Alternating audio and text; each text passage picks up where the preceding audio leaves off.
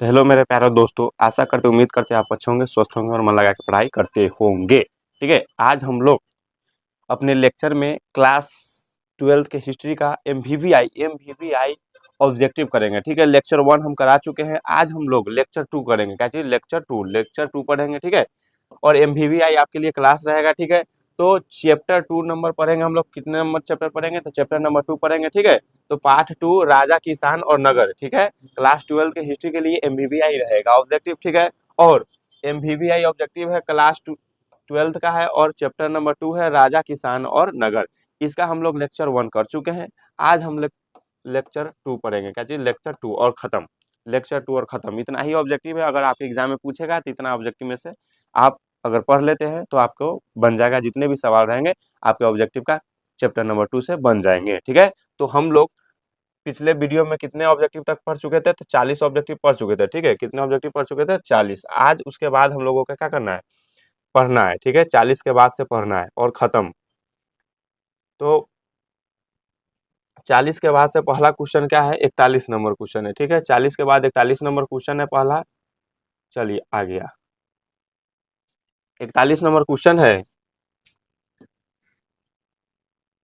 कि उत्तरी 41 नंबर का क्वेश्चन है, उत्तरी पश्चिमी भारत में प्राप्त अशोक के अभिलेखों में लिपि का प्रयोग किया गया है। किस लिपि का प्रयोग किया गया है? ठीक है, कह रहा है उत्तरी उत्तरी पश्चिमी भारत में प्राप्त अशोक, यानी प्राप्त जो उत्तरी पश्चिमी भारत में अशोक द्वारा प्राप्त हुआ है। ठीक है, उत्तरी पश्चिमी भारत में जो अशोक द्वारा अभिलेख प्राप्त हुआ है वह किस लिपि में लिखा गया है? ठीक है, तो अशोक द्वारा जो अभिलेख प्राप्त हुआ है वह किस लिपि में लिखा गया? कहाँ? तो उत्तरी पश्चिमी भारत में। तो उत्तरी पश्चिमी भारत में अशोक द्वारा जो लिपि लिखा गया है वह किस में है? तो वह खरोष्टी लिपि में लिखा गया। किस लिपि में लिखा गया? तो दोस्त खरोष्टी लिपि में लिखा गया है। ठीक है, तो उत्तरी पश्चिमी भारत में जो अभिलेख लिखा गया किसके द्वारा? अशोक का अभिलेख लिखा गया है, वह किस किस लिपि में लिखा गया? तो वह खरोष्टी लिपि में लिखा गया है। ठीक है, तो पहला ऑब्जेक्टिव हम लोग का क्या होता हुआ? क्लियर होता हुआ। ठीक है, तो उसके बाद हम लोग ऑब्जेक्टिव नंबर 42 करेंगे कि अशोक के कुल कितने अभिलेख अभी तक प्राप्त हो चुके हैं। ठीक है, अब अशोक के कुल कितने लेख अभिलेख क्या है? अभी तक प्राप्त हो चुके हैं। ठीक है, तो हम लोग जानते हैं कि अशोक के अभी तक कुल कितने अभिलेख प्राप्त हो चुके हैं? तो 44। ठीक है, कितने अभिलेख? 44। ठीक है, तो अशोक के कुल कितने अभिलेख अभी तक प्राप्त हो चुके हैं? ठीक है, अशोक का अभिलेख अभी तक कितने प्राप्त हो चुके हैं? तो अशोक का अभी तक अभिलेख कितने प्राप्त हो चुके हैं? तो 44। ठीक है, 44। ठीक है, अशोक का अभिलेख अभी तक कितने प्राप्त हो चुके हैं? तो 44। ठीक है, अब क्वेश्चन नंबर पढ़ेंगे 43। ठीक है, 44 पहले आ गया 43। ठीक है, लेकिन क्वेश्चन नंबर है 43, कोई दिक्कत नहीं। ठीक है, अशोक द्वारा प्रचारित बौद्ध धर्म कहाँ प्रचलित नहीं हुआ? ठीक है, अशोक अपने बौद्ध धर्म के बारे में, ठीक है, अशोक ऐसा नहीं सिर्फ बौद्ध धर्म को मानते थे, अशोक अन्य धर्म को भी मानते थे। ठीक है, तो अशोक जो है ना, ठीक है, अशोक बौद्ध धर्म के बारे में कहाँ कहाँ प्रचार किए हैं? ठीक है, कहाँ कहाँ प्रचार किए हैं वही बताना है। ठीक है, तो अशोक हर जगह कहीं ना कहीं हर जगह श्रीलंका भी भेजे, बहुत सारे जगह भेजे, अपने पुत्र को भी भेजे, पुत्री को भी भेजे, अपने अनुयायी को भेजे, अपने मंत्री को भेजे। ठीक, जाओ अशोक मतलब बौद्ध धर्म का क्या करो? प्रचार करेंगे। ठीक है, तो बौद्ध धर्म का प्रचार करने के लिए विदेशों तक भी भेजा गया, लेकिन कौन ऐसा जगह है जहां पर भेजा नहीं गया? ठीक है, तो ब्रिटेन में भेजा गया था, श्रीलंका में भेजा गया था अभी, और जापान में भेजा गया था अभी, लेकिन सीरिया ऐसा जगह है जहां पर नहीं, सॉरी, ब्रिटेन ऐसा जगह है जहां पर नहीं भेजा गया था, सीरिया में भेजा गया था। ठीक है, सीरिया में भेजा गया था। ठीक है, तो अशोक के द्वारा प्रचारित बौद्ध धर्म कहाँ प्रचलित नहीं था? तो ब्रिटेन में जो है अशोक के द्वारा प्रचारित बौद्ध धर्म प्रचलित नहीं था। ठीक है, तो ब्रिटेन में नहीं भेजा गया था। ठीक है, यानी ब्रिटेन में प्रचलित नहीं था अशोक के द्वारा। ठीक है, तो जीवन अब पढ़े हम जीवक ने बौद्ध की शिक्षा कहाँ से प्राप्त की? जीवक जो थे वह बौद्ध की शिक्षा कहाँ से प्राप्त करते हैं? ठीक है, तक्षशिला से, राजगीर से, पाटलिपुत्र से, वैशाली से। तो जीवक जो है बौद्ध ग्रंथ का शिक्षा कहाँ से प्राप्त करने जाते हैं? तो वह जाते हैं तक्षशिला से। ठीक है, तक्षशिला बहुत बड़ा विश्वविद्यालय था, तो तक्षशिला से जीवक क्या किए हैं? शिक्षा प्राप्त की है बौद्ध धर्म का। ठीक है, तो बौद्ध की शिक्षा कहाँ से प्राप्त की है? तो तक्षशिला से। ठीक है, अब हम लोग क्वेश्चन नंबर पढ़ेंगे 45। क्वेश्चन नंबर 45 क्या कह रहा है कि जीवक कहाँ का रहने वाला था? ठीक है, जीवक कहाँ का रहने वाला था? क्वेश्चन आपके सामने है, तक्षशिला, बनारस, पाटलिपुत्र और राजगीर। तो जीवक कहाँ का रहने वाला था? तो जीवक जो है वह तक्षशिला में तो क्या प्राप्त किए हैं? तो शिक्षा प्राप्त की है। तक्षशिला में क्या प्राप्त किए हैं? शिक्षा प्राप्त किए हैं। ठीक है, वह जीवक जो है राजगीर का रहने वाला था। कहाँ का रहने वाला था? राजगीर का। ठीक है, तो जीवक कहाँ के रहने वाले थे? राजगीर का। क्वेश्चन नंबर अब पढ़ेंगे हम लोग नेक्स्ट। ठीक है, क्वेश्चन नंबर नेक्स्ट में है क्या दिया गया है? तो क्वेश्चन नंबर जीवक के बारे में ही अभी पढ़ रहे हैं कि जीवक की ख्याति किस रूप में लिखी गई है। जीवक की जो ख्याति लिखी गई है किस रूप में लिखी गई, तो जीवक की ख्याति किस रूप में लिखी गई है, तो आपको ऑप्शन आपके सामने है, व्यापारी के रूप में, प्रशासनिक अधिकारी के रूप में, बौद्ध के रूप में और बौद्ध भिक्षु के रूप में। तो वो बौद्ध के रूप में लिखी गई है। किस रूप में लिखी गई है, तो बौद्ध के रूप में लिखी गई है। किस रूप में, बौद्ध के रूप में, ठीक है। तो जीवक की जो ख्याति है वो किस रूप में लिखी गई है, बौद्ध के रूप में लिखी है। हम क्वेश्चन एक बार और रिवीजन कर लेते हैं। जीवक कहाँ का रहने वाला था, जीवक राजगीर का रहने वाला था, ठीक है। उसके बाद और क्वेश्चन रिवीजन कर लेते हैं। जीवक ने बौद्ध की शिक्षा ना इसलिए बौद्ध के रूप में लिखी गई। बौद्ध की शिक्षा कहाँ से प्राप्त की है, तो वह प्राप्त की है तक्षशिला से, ठीक है। उसके बाद हम आज पढ़ रहे हैं क्या चीज, अशोक के द्वारा प्रचारित बौद्ध धर्म कहाँ प्रचलित नहीं हुआ, तो अशोक के द्वारा जो प्रचलित किए गए बहुत सारे देश में किए गए, देश विदेश में भी किए गए, लेकिन ब्रिटेन में प्रचलित नहीं था, ठीक है। तो उसके बाद हम लोग पढ़ेंगे, अब 45 भी पढ़ चुके हैं, 46 भी पढ़ चुके हैं, तो 47 क्वेश्चन पढ़ेंगे, ठीक है। 47 क्वेश्चन में क्या कर रहा है, अंग, ठीक है। 47 में क्वेश्चन में कर रहा है अंग। अंगराज आधुनिक बिहार के किस जिले में स्थित है, ठीक है। अंगराज जो है, अंग अंग अंग अभी बिहार के किस जिले में अवस्थित है, अभी फिलहाल, तो बिहार के किस जिले में है, तो भागलपुर जिले में अंगराज क्या है, अवस्थित है, ठीक है। अंगराज आधुनिक बिहार में यानी अभी के बिहार में, बिहार के किस जिले में अवस्थित है, ठीक है। अंगराज जो है अभी किस राज्य में है, तो अभी किस राज्य में है, अभी आधुनिक में, तो भागलपुर में है। किस में है, भागलपुर में है, ठीक है। चलिए ये भी क्वेश्चन हो गया। अब हम लोग अगला क्वेश्चन पढ़ेंगे, क्या चीज है, 48 क्वेश्चन। बिंबिसार का संबंध किस वंश से था, तो बिंबिसार का जो संबंध था, ठीक है, किस वंश से था, तो आपको बताना है बिंबिसार का संबंध किस वंश से था, नंद वंश से था, ठीक है। बिंबिसार का संबंध किस वंश से था, नंद वंश से था, ठीक है। बिंबिसार का संबंध किस वंश से था, तो नंद वंश से था। हर्यक वंश का संस्थापक कौन है, तो बिंबिसार, ठीक है। तो हर्यक वंश का संस्थापक कौन है, हर्यक वंश का संस्थापक कौन है, तो बिंबिसार है। हर्यक वंश का संस्थापक कौन है, तो बिंबिसार, ठीक है। अब हम लोग आगे पढ़ेंगे, ठीक है, कि जरासंध का संबंध किस वंश से था। जरासंध का संबंध किस वंश से था, तो जरासंध का जो संबंध था वह किस वंश से था, तो हर्यक वंश से था। किस वंश से था, हर्यक वंश से था, ठीक है। हर्यक वंश से था, किस वंश से था, वो हर्यक वंश से था। जो सॉरी जरासंध का समय, तो हर्यक वंश का संस्थापक कौन है, बिंबिसार, कौन है, बिंबिसार। हर्यक वंश का कौन है, बिंबिसार, कौन है, बिंबिसार। जरासंध का संबंध जो है बृहदत्त वंश था। किस वंश था, बृहदत्त वंश, ठीक है। जरासंध का संबंध जो है बृहदत्त, जरासंध बहुत ही पहलवान और बहुत ही शक्तिशाली शासक हुआ करते थे, ठीक है। तो जरासंध यानी बड़े थे, ठीक है। जिनको जरासंध को क्या कर दिया गया ना, भीम के बारे में जानते हुएगा, किसके बारे में, भीम के बारे में जानते हुए किसे, दोनों जांग जो है टांग फाड़ कर, यानी श्री कृष्ण के कहने पर, देखिए श्री कृष्ण उनको इशारा दे रहे थे, ठीक है। लकड़ी चीर कर इशारा दिया और जरासंध का क्या कर दिया, भीम ने दोनों जांघा फाड़ा और एक एक तरफ और एक एक साइड फेंक दिया, जिससे वो जंगा जुट नहीं पाए, ठीक है। और जरासंध जो है कि जरासंध का संबंध किस वंश से था, तो जरासंध का संबंध बृहदत्त वंश से था, ठीक है। और बिंबिसार जो है हर्यक वंश का क्या है, संस्थापक है, ठीक है। उसके बाद हम लोग अगले क्वेश्चन पढ़ेंगे, तक्षशिला, क्या पढ़ेंगे, तक्षशिला किस राज्य में स्थित है। तक्षशिला जो किस राज्य में स्थित है, तो तक्षशिला किस राज्य में स्थित है, गांधार राज्य में स्थित है, ठीक है। तक्षशिला किस राज्य में स्थित है, तो गांधार राज्य में स्थित है, ठीक है। तक्षशिला क्या था, तो तक्षशिला एक महाविद्यालय का नाम था, ठीक है, विश्वविद्यालय था, ठीक है। उसके बाद हम लोग क्या क्वेश्चन पढ़ेंगे कि सेल्यूकस सेल्यूकस अपनी पुत्री की विवाह करवाए, लेकिन यह पढ़ेंगे कि सेल्यूकस ने अपनी पुत्री का विवाह किस राजा से करवाया, किस राजा से सेल्यूकस ने अपनी पुत्री का विवाह करवाया, ठीक है। तो आपको बताना है कि किस राजा से, ठीक है। अशोक से, कि बिंबिसार से, कि चंद्रगुप्त मौर्य से, कि कनिष्क से। तो सेल्यूकस निकेटर ने, ठीक है, सेल्यूकस निकेटर ने चंद्रगुप्त मौर्य से अपने अपने पुत्री का विवाह करवाया, ठीक है। सेल्यूकस निकेटर ने किससे अपनी पुत्री का विवाह करवाया, तो सेल्यूकस निकेटर ने चंद्रगुप्त मौर्य से अपनी पुत्री का विवाह करवाए हैं, ठीक है। कोई दिक्कत। अब हम लोग अगले क्वेश्चन पढ़ेंगे 52, धर्म विजय, क्या पढ़ेंगे, धर्म विजय का उल्लेख अशोक के किस शिलालेख में किया गया, ठीक है। अशोक के कौन से शिलालेख में, ठीक है। देखिए अशोक के शिलालेख तो अनेकों सारे हैं, ठीक है, लेकिन दीर्घ शिलालेख, जो दीर्घ शिलालेख है, दीर्घ शिलालेख वो कितने हैं, 14, ठीक है। दीर्घ शिलालेख कितने हैं, 14, ठीक है। अशोक के शिलालेख तो बहुत सारे हैं, लेकिन जो दीर्घ शिलालेख है कितने हैं, 14। और 14 में से हमको 14 जो शिलालेख है वो पूछते हैं कभी कभी, ठीक है, कंपटीशन एग्जाम में भी। तो 14 में से कौन से शिलालेख में अशोक के धर्म विजय यानी धर्म पर विजय है, ठीक है, धर्म विजय का उल्लेख हुआ है, ठीक है। तो वह जो है तेरहवे शिलालेख में अशोक के धर्म विजय का उल्लेख किया था? आपको पूछता है और आपको पढ़ना भी है, ठीक है। और इसका फर्स्ट अभिलेख में क्या है, सेकंड शिलालेख में क्या है, थर्ड शिलालेख में क्या है, तो ये सारे नोट्स में पढ़ाया गया है, ठीक है। तो 13वें अभिलेख में धर्म विजय के क्या हुई है, चर्चा हुई है, 13वें अभिलेख में उल्लेख हुआ है, ठीक है। कालिदास, अब पढ़े हम लोग, ठीक है। कालिदास किसके समकालीन थे, ठीक है। कालिदास जो है वो किसके समकालीन थे, तो कालिदास चंद्रगुप्त द्वितीय के समकालीन थे, ठीक है। कालिदास किसके समकालीन थे, तो कालिदास चंद्रगुप्त द्वितीय के समकालीन थे, ठीक है। अब हम लोग अगला क्वेश्चन पढ़ेंगे कि भारत का नेपोलियन किस राज शासक को कहा जाता है, भारत का नेपोलियन किस शासक को कहा जाता है, तो भारत का नेपोलियन किसको कहा जाता है, समुद्रगुप्त को, ठीक है, समुद्रगुप्त को, ठीक है।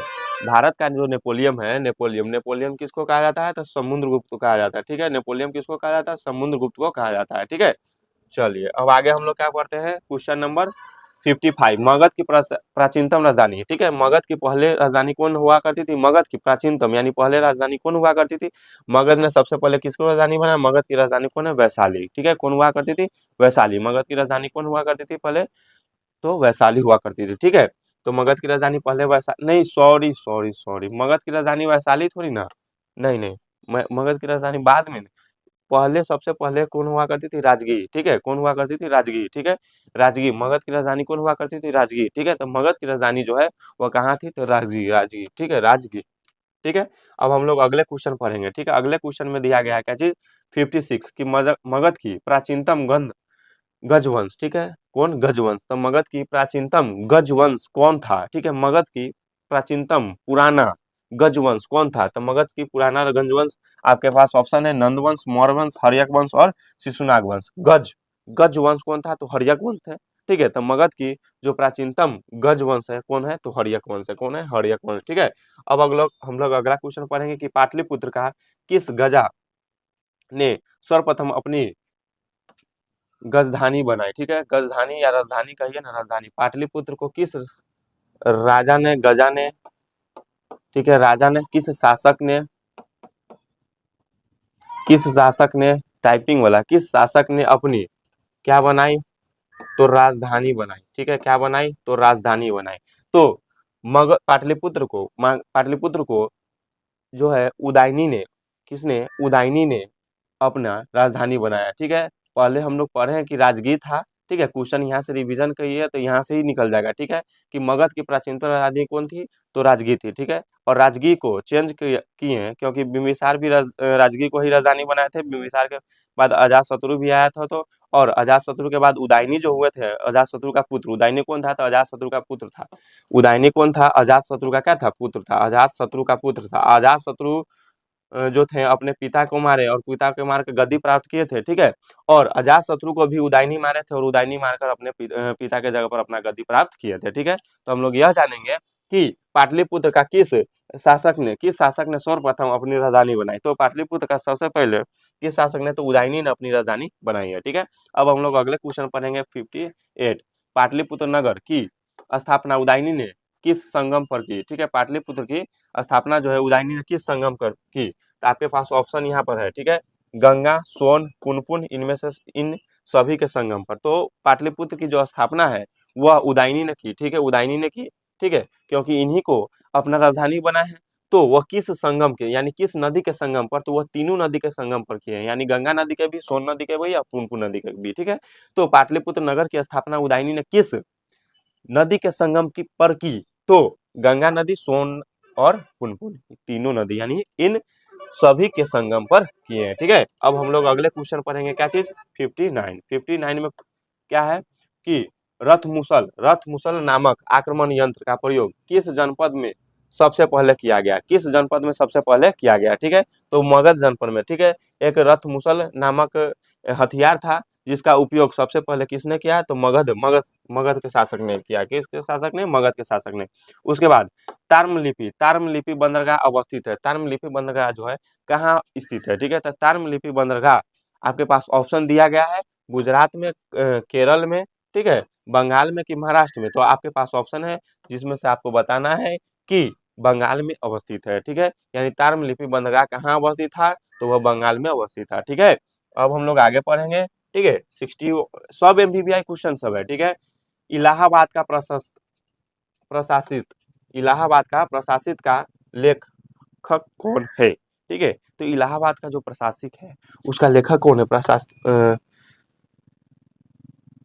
तो कालिदास, शूद्रक, हरिशन और रवि कीर्ति। तो आपके पास ऑप्शन में है हरिशन। ठीक है, कालिदास होगा नहीं, शूद्रक भी नहीं होगा, रवि कीर्ति भी नहीं होगा, हरिशन। ठीक है, तो इलाहाबाद प्रशासित का लेखक कौन है? तो वह होगा हरिशन। ठीक है, अब हम लोग आगे क्वेश्चन पढ़ेंगे 62।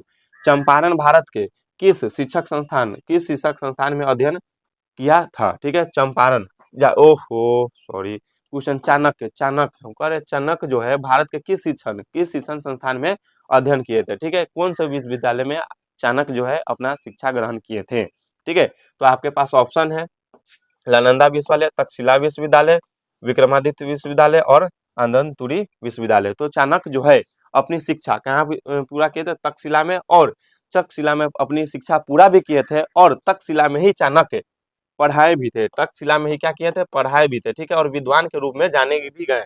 ठीक है, पंडित के रूप में भी जाने गए थे। ठीक है, और तक्षशिला में जो चाणक्य है पढ़ाए भी थे, और तक्षशिला में ही चाणक्य ने चंद्रगुप्त मौर्य को, ठीक है, चंद्रगुप्त मौर्य को, ठीक है, ले गए और वहां पर क्या किए? शिक्षा को ग्रहण करवाए और उसे सभी चीज का ज्ञान दिए, और अक्षय राजा का भी ज्ञान दिए, और उसको ज्ञान देकर राजा बनाकर घनानंद के राजधानी पर, घनानंद पर जाकर अटैक किए, और वहां उनको पराजित कर चंद्रगुप्त मौर्य के नाम से ही मौर्य वंश का स्थापना किए थे। ठीक है, यानी जब घनानंद के पास गए, जब भारत पर आक्रमण किया गया था, ठीक है, 326 ईसा पूर्व में, ठीक है, सिकंदर के द्वारा, तो चाणक्य गए कि ऐसे ऐसे के बात है, भारत पर आक्रमण किया जा रहा है, लेकिन उस समय घनानंद बहुत ही घमंडी थे, तो और कपटी थे, जिसके कारण से चाणक्य को क्या कर दिए थे? बेलगा दिए थे, यानी भेजा दिए थे कि जाओ, हम कुछ नहीं करेंगे, जब हमारे ऊपर आएगा तो हम समझ लेंगे। ठीक है, इसलिए वो अपने अपमान के बदला के लिए जब वो गुजर रहे थे जंगल से, तो चंद्रगुप्त मौर्य जो थे वह बचपन में खेल रहे थे अपने राजा पर, नहीं होता है अपने दोस्तों के साथ खेलना, तो जब खेल रहे थे तो देखे किसी, नहीं ये असली राजा तो नहीं है, लेकिन राजा की हर गुण इसमें है। इसीलिए उन्होंने उनकी इनकी माता जी से आज्ञा लेकर इनको तक्षशिला विश्वविद्यालय में जाकर शिक्षा ग्रहण करवाए, और इनको राजा बनाए, और जाकर फिर घनानंद को पराजित किए, और चंद्रगुप्त यानी मौर्य वंश का स्थापना किए। ठीक है, तो चाणक्य भारत के किस शिक्षक संस्थान में अध्ययन किया करते थे? तो तक्षशिला। ठीक है, तक्षशिला विश्वविद्यालय। ठीक है, उसके बाद हमको क्या पढ़ना है? प्राचीन भारत में अदंतुरी विश्वविद्यालय कहाँ अवस्थित है? ठीक है, तो कहाँ अवस्थित है? तो मगध में, कि गंधार में, क्या अंग में, कि पांचाल में? तो वह किसमें अवस्थित है? तो मगध में अवस्थित है। ठीक है, किसमें अवस्थित है? कहाँ अवस्थित है? तो मगध में अवस्थित है। ठीक है, उसके बाद आगे पढ़ेंगे शक संवत। शक संवत की शुरुआत कब से मानी जाती है? तो शक संवत की शुरुआत है जो 78 ईस्वी पूर्व से मानी जाती है। शक संवत की शुरुआत किससे मानी जाती है? ये तो कंपटीशन एग्जाम के लिए भी, यानी अनदर बिहार पुलिस का हो जाएगा, बीपीएससी का हो जाएगा, इसके लिए भी पूछता है शक संवत की शुरुआत कब से मानी गई है। ठीक है, कब से मानी जाती है? तो 78 ईस्वी पूर्व से मानी जाती है, 78 ईसा पूर्व से मानी जाती है। ठीक है, 78 ईसा पूर्व से। ठीक है, यह जो लिखा गया है ईसा पूर्व लिखा गया है। ठीक है, ईसा पूर्व से मानी जाती है। ठीक है, चलिए, उसके बाद शक संवत के बाद हम लोग पढ़ेंगे, अगला क्वेश्चन पढ़ेंगे, विश्व में पाई जाने वाली पहली धातु कौन सी है? तो विश्व में जब सबसे पहली बार धातु पाई गई है वह है तांबा। विश्व में सबसे पहली धातु क्या पाई गई है? तांबा। ठीक है, लोहा, लोहा से तो पहले परिचित ही नहीं था, तो विश्व में सबसे पहली धातु कौन पाई गई है? तो तांबा पाई गई है। ठीक है, उसके बाद हम लोग अगला क्वेश्चन पढ़ेंगे कि भारत की सबसे प्राचीनतम लिपि कौन है? तो भारत की सबसे प्राचीनतम लिपि जो है आपके पास ऑप्शन में है, तो वह होगा ब्राह्मी लिपि। कौन होगा? ब्राह्मी लिपि। सबसे पुराना लिपि ब्राह्मी लिपि है। ठीक है, सबसे पुराना लिपि भारत की कौन सी है? तो वो ब्राह्मी लिपि है। ठीक है, और आगे हम लोग पढ़ेंगे, क्या पढ़ेंगे कि 67 में प्रयाग प्रयाग प्रशासित का संबंध किस गुप्त शासक से है? किस गुप्त शासक से है? तो वह समुद्रगुप्त से है। ठीक है, किस गुप्त शासक से है? समुद्रगुप्त शासक से है। ठीक है, उसके बाद हम लोग अगला क्वेश्चन पढ़ेंगे कि अपने अपने स्वयं के खर्चे से सुदर्शन झील की मरम्मत किसने करवाई है? अपने पैसे से, अपने स्वयं के खर्चे से सुदर्शन झील की जो मरम्मत है किसने करवाई है? तो आपके पास ऑप्शन दिया है अशोक ने, कनिष्ठ, रुद्रदमन ने और स्कंद गुप्त ने। ठीक है, तो अपने स्वयं के खर्चे से सुदर्शन झील का निर्माण रुद्रदमन ने करवाई है। किसने करवाई है? रुद्रदमन ने। यहाँ पर अशोक आप मार दीजिएगा, नहीं, गलत हो जाएगा। किसने करवाई है? रुद्रदमन ने अपने खर्चे से करवाई है। ठीक है, अपने खर्चे से रुद्रदमन ने करवाई है। अशोक के किस वंश का शासक था? तो अशोक जो है मौर्य वंश का शासक था। किस वंश का शासक था? तो मौर्य वंश का। अशोक किस वंश का शासक था? मौर्य वंश का शासक था। ठीक है, तो अशोक जो है मौर्य वंश का शासक हुए, ठीक है। उसके बाद पढ़ेंगे हम लोग किसका, कौन सा क्वेश्चन, तो हाँ 70 क्वेश्चन, क्या है 70 क्वेश्चन।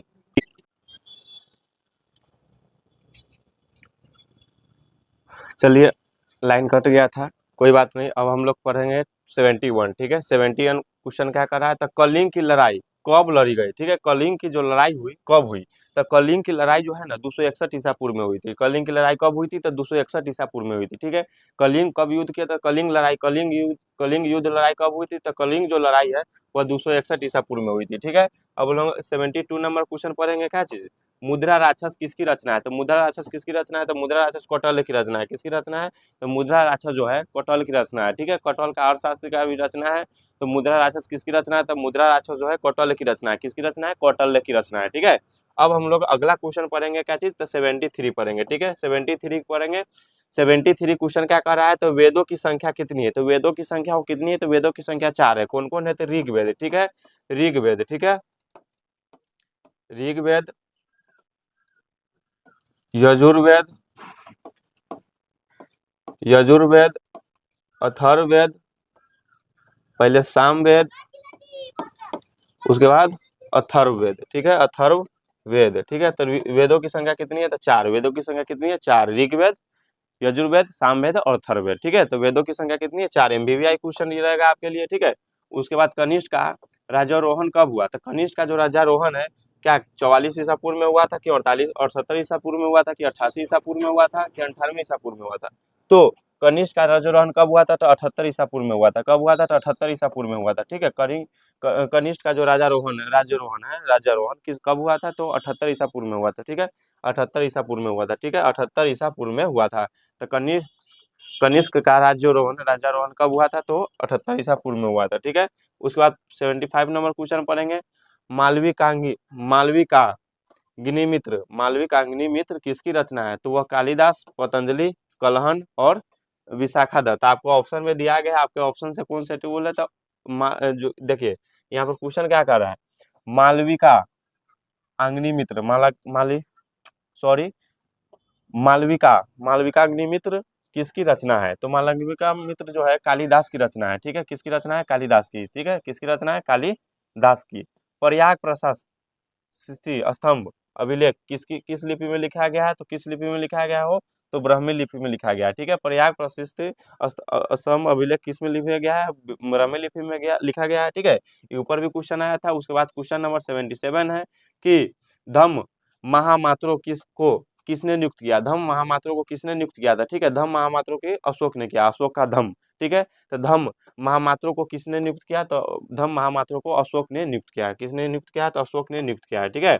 उसके बाद 78 क्वेश्चन पढ़ेंगे हम लोग, ठीक है। 78 क्वेश्चन में क्या कर रहा है, जीवक बौद्ध किस वंश के काल में थे, जीवक बौद्ध जो है किस वंश के काल में थे, तो जीवक बौद्ध किस वंश के काल में थे, तो जीवक बौद्ध किस वंश के, तो हर्यक वंश के काल में थे, ठीक है। जीवक बौद्ध जो है किस वंश के काल में थे, तो हर्यक वंश के काल में थे, ठीक है। तो ऑब्जेक्टिव हमारा सारा खत्म हो चुका। अब हम लोग पार्ट यानी चैप्टर नंबर 3 का ऑब्जेक्टिव करेंगे इसके बाद, ठीक है। तो हिस्ट्री का सारे ऑब्जेक्टिव सब्जेक्टिव तथा नोट्स भी पढ़ाई होगा इसी चैनल पर, कोई दिक्कत वाली बात नहीं है।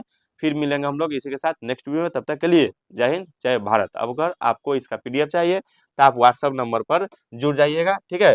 और उसके बाद ग्रुप में जुड़कर आप अपना पीडीएफ यहाँ से फ्री में पीडीएफ ले सकते हैं, ठीक है दोस्तों। फिर मिलेंगे हम लोग अगले वीडियो में, तब तक के लिए जय हिंद जय भारत।